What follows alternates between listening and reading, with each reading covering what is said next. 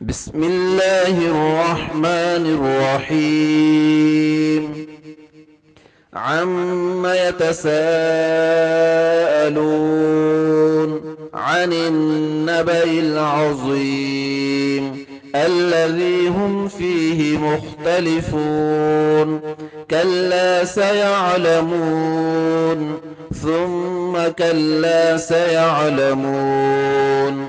ألم نجعل الأرض مهادا والجبال أوتادا وخلقناكم أزواجا وجعلنا نومكم سباتا وجعلنا الليل لباسا وجعلنا النهار معاشا وبنينا فوقكم سبعا شدادا وجعلنا سراجا وهاجا وأنزلنا من المعصرات ماء ثجاجا لنخرج به حبا ونباتا وجنات ألفافا. إن يوم الفصل كان ميقاتا يوم ينفخ في الصور فتأتون أفواجا وفتحت السماء فكانت أبوابا وسيرت الجبال فكانت سرابا. إن جهنم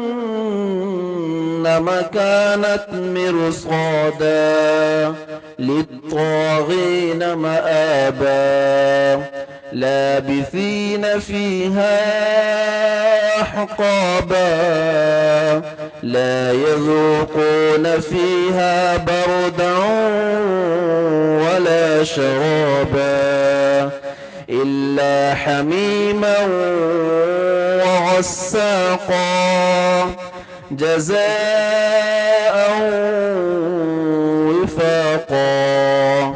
إنهم كانوا لا يرجون حسابا وكذبوا بآياتنا كذابا وكل شيء أحصيناه كتابا فذوقوا فلن نزيدكم إلا عذابا.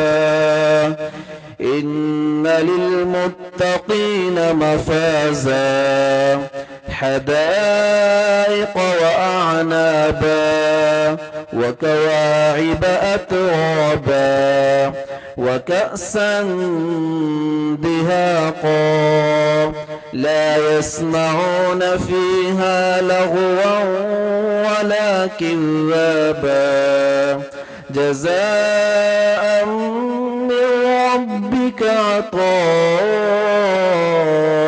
حسابا. رب السماوات والأرض وما بينهما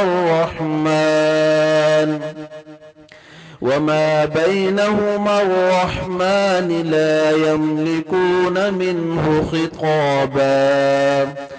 يوم يقوم الروح والملائكة صفا لا يتكلمون إلا من أذن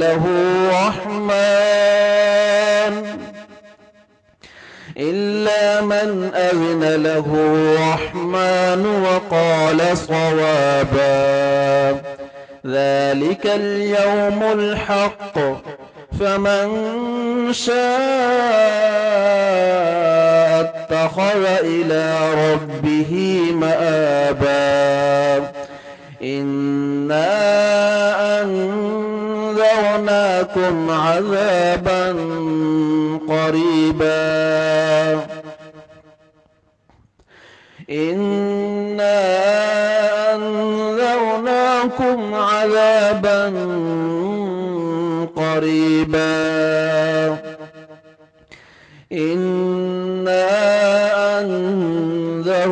نراكم عذابا قريبا يوم ينظر المرء